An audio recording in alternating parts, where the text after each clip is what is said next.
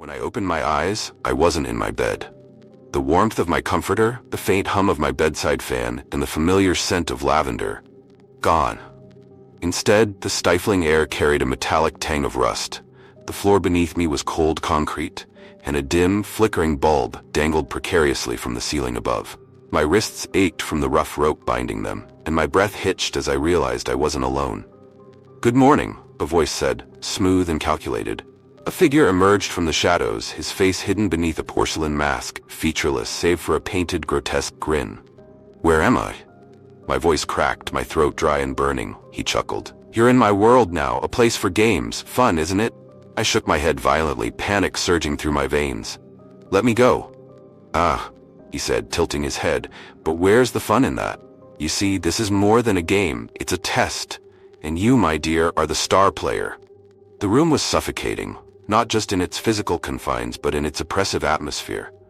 Every wall bore strange symbols carved deep into the cement. Blood-red lines dripped down, almost fresh, as though the room itself bled. There were no windows, no doors that I could see, just an eerie sense that the walls were closing in, conspiring against me. "Your first task," the man continued, tossing a small object onto the floor near me. It was a key, smeared with something I didn't want to identify. "Unlock yourself, easy enough, right?" But I wouldn't waste time. I scrambled toward it, my tied wrists making every movement clumsy. The man's laugh echoed, sharp and taunting. As I gripped the key and fumbled with the rope, the bulb above flickered, and the walls seemed to shift. "Tick-tock," he sang. When I finally freed myself, my hands were raw, trembling. But there was no relief, only dread as the room began to hum, the sound low and mechanical. A section of the wall slid open, revealing a hallway cloaked in darkness. "Step inside," he said. The hallway was narrow, the walls pressing in with a claustrophobic weight. A dim red light pulsated in the distance, guiding me forward. The floor creaked beneath my bare feet, each step echoing like a warning. I came to a door, black, with a symbol carved into its surface, a circle with an arrow splitting it in half. My fingers hovered over the doorknob, but hesitation clawed at me. "Don't keep me waiting," his voice crackled through unseen speakers. I opened it. The room inside was worse than the last. Chains hung from the ceiling, and a sickly sweet smell filled the air. In the center was a table with a single object, a knife. "This task is simple," the voice said. "On the floor, you'll find a box. Inside it is a surprise. Open it, and you're free to move on." I spotted the box, a small, unassuming wooden crate, and my stomach turned. My instincts screamed not to open it, but I knew there was no other choice. I crouched down, my hands trembling as I pried it open. Inside was a rat, its eyes wild with fear. A timer on the wall began to count down from 60 seconds. "Kill it," the voice commanded, "or it kills you." I stared at the rat, my heart pounding. It was terrified, just like me. I couldn't do it. I wouldn't. 30 seconds, he said, his tone mocking. As the timer ticked down, the room seemed to grow colder. The chains overhead rattled as if moved by invisible hands. I gripped the knife but froze. The thought of taking a life, even this small, innocent one, made my chest tighten. 10 seconds, he hissed. I dropped the knife. I won't. The timer hit 0. The lights went out and for a moment silence enveloped me. Then the walls screamed, an unholy sound that made my ears ring. The rat bolted from the box, disappearing into the shadows. "Interesting choice," he said. "Let's see how that works out for you." The next room was worse. Each step forward unearthed new horrors. Recordings of screams, photos of victims, their faces contorted in agony, and mirrors that reflected not me, but something broken and wrong. A version of myself I didn't recognize. He was playing with my mind, trying to break me. But with each challenge, something inside me shifted. The fear was still there, gnawing at the edges of my sanity, but so was anger, a burning determination to survive, to beat him at his own game. The final task was the worst. I entered a circular room with no visible exit. In the center was a chair, and in the chair sat me, or at least a version of me, eyes lifeless, mouth stitched shut. "Sit," the voice commanded. I hesitated. "Sit." Reluctantly, I approached the chair. The other me stared back, unblinking, as I lowered myself into the cold metal seat. Restraints snapped shut around my wrists and ankles, and the room filled with blinding light. "Congratulations," the voice said. "You've made it to the final level, but tell me, what do you think this game is about?" I thought about the rat, the symbols, the mirrors. Every twisted task wasn't just about survival, it was about breaking me, forcing me to confront my own fears and vulnerabilities. It's about control, I said, my voice steady despite the lump in my throat. But you don't have it. I do. He laughed, a harsh, grating sound. Bold words for someone who's tied up, I smiled, despite the terror gnawing at me. You made one mistake, I said. You assumed I was weak. Using every ounce of strength, I twisted my wrist against the restraint, the pain sharp but freeing as I slipped my hand out. Before he could react, I grabbed the knife hidden in my waistband, taken from the earlier room, and plunged it into the control panel beside the chair. Sparks flew, and the lights flickered wildly. The door behind me burst open, revealing a narrow staircase leading upward. I didn't look back. When I finally emerged into the cold night air, I collapsed onto the ground, tears streaming down my face. The ordeal was over, but the scars, both physical and psychological, would remain. For the first time, I allowed myself to feel the fear, the relief, and the anger. I had survived the psychopath's game, but I knew this was only the beginning of reclaiming my life. The true battle wasn't with him, it was with myself. It began with the smell of disinfectant. That sharp, sterile odor filled my lungs as I blinked against the harsh fluorescent light above me. My head throbbed, and my limbs felt weighed down by invisible chains. Slowly, the world came into focus. A hospital room. White walls, beeping monitors, and the faint hum of muffled conversations beyond the door. The nurse appeared, her smile warm but rehearsed. "Good to see you awake, Mrs. Carlson," she said, adjusting an IV line. "Mrs. Carlson? That wasn't my name." "No. My name is," I faltered. My mind was a blank slate. The nurse's brows furrowed slightly, but her smile remained intact. "You've been through a lot. Try to rest." Panic clawed at my chest. My name was right there, just out of reach, like a word on the tip of my tongue. Everything felt wrong, detached, like I was a guest in my own body. But I stayed silent, letting her explanation settle over me like an ill-fitting coat. The days blurred into each other as I pieced together the fragments of what they said was my life. I was Sarah Carlson, a mother of 2 and a wife to a man named Daniel. I had survived a near-fatal car accident, leaving me with partial amnesia. My family visited daily, their faces filled with relief and love. But none of it felt real. Daniel's touch was tender, but his hands felt foreign. The children called me Mom, their little arms wrapping around my waist, yet I couldn't recognize their faces. Each interaction deepened the pit in my stomach. I started snooping, small things at first. I flipped through photo albums, scanned text messages, and searched for anything that might spark recognition. Instead, I found glaring inconsistencies. Dates that didn't align, photos where I was slightly out of place, and notes in Sarah's handwriting that didn't match the shaky scrawl I now produced. And then there was the woman. I first saw her late one night, reflected in the darkened window of the kitchen.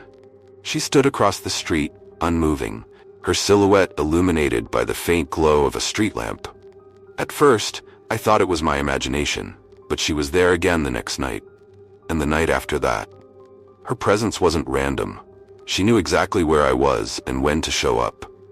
One evening, while I watched from the living room, she lifted her head slightly, and I froze. It wasn't just any woman. It was me. Her face was an eerie mirror of mine, only gaunter, with hollow eyes that seemed to burn through the distance. That night, I locked every door and window, but sleep evaded me. When I finally drifted off, nightmares plagued me, visions of drowning in a sea of unfamiliar faces, of hands pulling me under as they whispered my stolen name. The next morning, I decided to confront Daniel. "Do you think I've been different?" I asked, my voice trembling. He paused, coffee cup halfway to his lips. "What do you mean? I feel like I don't fit here, like I'm someone else." His expression darkened. "Sarah, you're recovering. You've been through trauma. Don't let these thoughts consume you." But it wasn't reassurance. It was dismissal. Desperation consumed me. I retraced Sarah's steps, my steps. I visited places she frequented, hoping for clarity. At a small cafe downtown, a barista greeted me warmly. "Back again, huh? Finally decided on the lemon tart?" she joked. I smiled stiffly, unsure of how to respond. "Wait here," she said, disappearing behind the counter. Moments later, she returned with an envelope. "You left this last time." Inside was a photograph, Me, or rather Sarah, smiling with the woman who had been stalking me. Scrawled on the back were 2 words, "Help me." That night she appeared again, closer this time. She stood at the edge of the yard, her face illuminated by the porch light. My anger outweighed my fear, and I stormed outside. "What do you want?" I screamed. She didn't answer. Instead, she took a slow step forward. "You took everything from me," she whispered, her voice raw and venomous. "I don't even know who you are." Her laugh was hollow, chilling. "Oh, but you do. You just don't remember." The floodgates opened. Flashes of memory returned. My real name, my real apartment, and the moment our lives collided. The accident wasn't an accident. It was her plan all along. She had orchestrated the crash, switched our identities, and planted me in her broken life. But now she wanted it back. I couldn't trust anyone. Not Daniel, not the children, and certainly not the woman in the shadows. The final confrontation came on a rainy night. The power had gone out, and the house was cloaked in darkness. I heard the faint creak of floorboards and knew she was inside. "Why are you doing this?" I whispered into the void, clutching a knife I'd taken from the kitchen. "Because it's mine," she hissed, her voice echoing unnaturally. She lunged at me, and we crashed to the floor. Her hands wrapped around my throat, her strength inhuman. I kicked and thrashed, the knife slipping from my grasp. As the world darkened around me, I managed to grab a shard of glass from the shattered coffee table and plunged it into her side. Her scream was unearthly. She staggered back, clutching her wound, and for a moment her face flickered. No longer mine, but something twisted and grotesque. Then she was gone. The police found no trace of her, dismissing the incident as a break-in gone wrong. Daniel and the kids treated me with wary glances, as though sensing the rift that had formed between us. But I knew the truth. She wasn't gone. She never would be. Even now, as I sit by the window, I can feel her eyes on me. Somewhere out there, she's waiting, watching, and planning her next move. Because once you take someone's life, they'll do anything to take it back. In the heart of the countryside, nestled between rolling hills and whispering forests, there was a town where no one slept. They called it Tranquil Haven, but the name became cruel irony. It started innocently enough, a string of restless nights for a few residents. At first, people shrugged it off as a coincidence. But as weeks turned into months, the entire town found themselves trapped in an unrelenting state of wakefulness. The first signs were subtle, dark circles beneath tired eyes, slower steps, and an ever-present tension that simmered in the air. People carried on as if everything was normal. The baker still rose at dawn to knead his dough. The teacher still opened her classroom doors. But beneath their routines was a growing unease. "I can't remember the last time I dreamed," Mrs. Wilkes muttered to her neighbor at the market one day. Her hands trembled as she fumbled with her coins. "Neither can I," the neighbor whispered back, eyes darting nervously. Sleep wasn't just absent, it was stolen. Beds went untouched, alarms were unnecessary, and yet no one could leave.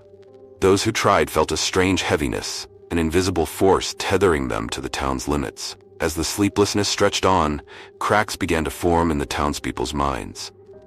At first, it was small things. Misplaced keys, forgotten names, shadowy figures glimpsed at the edge of their vision. But soon, reality itself seemed to fray. "I saw something in my backyard," Tom Mathers, the local mechanic, confessed during a town meeting. His voice quivered, his words rushed. It wasn't human. It just stood there, watching me. Others chimed in, each recounting eerie encounters that made the hairs on the back of their necks stand up.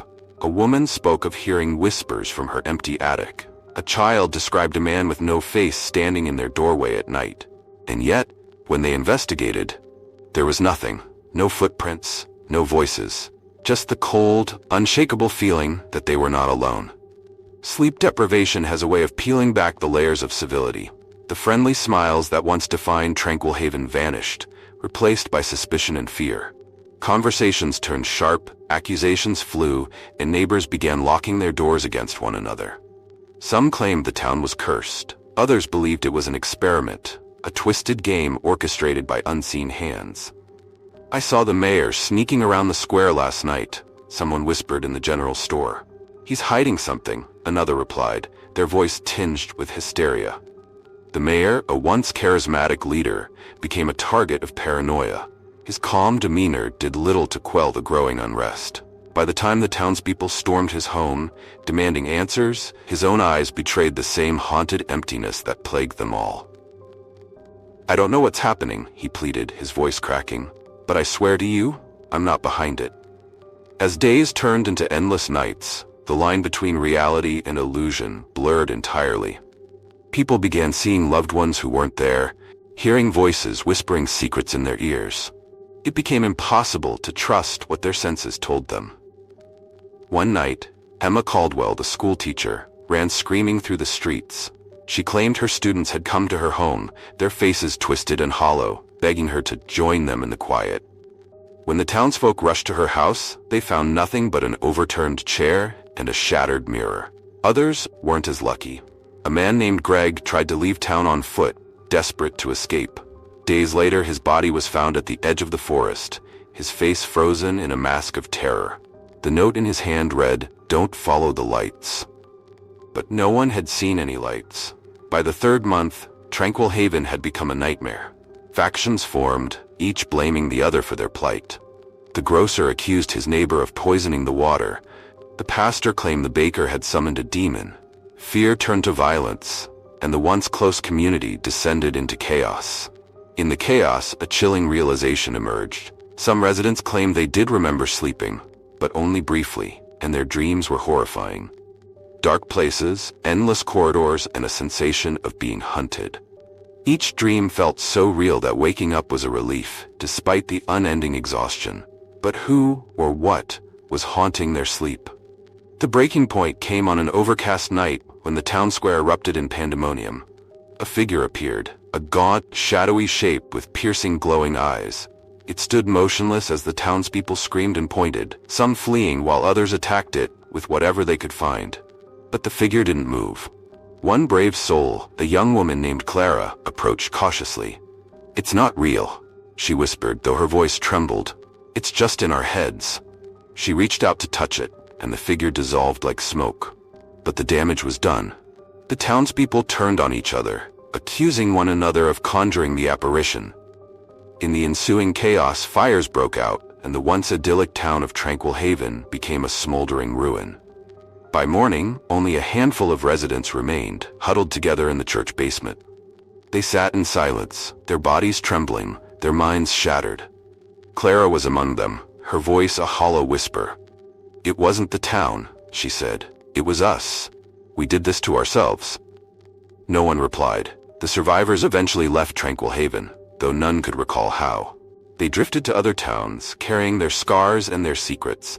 They never spoke of the sleepless town again, but the shadow it cast over their lives remained. Some nights, when the wind howled just right, they could still hear the whispers, the voices of those they left behind, calling them back to a place where no one sleeps. Thanks for joining us in the shadows tonight. If you enjoyed these chilling tales, don't forget to hit that like button and subscribe for more spine-tingling stories every week. Have you got a story of your own? Share it in the comments below. We love hearing from you. And remember, the darkness holds many secrets. Are you brave enough to uncover them? Until next time, keep your lights on and your doors locked. Sweet nightmares.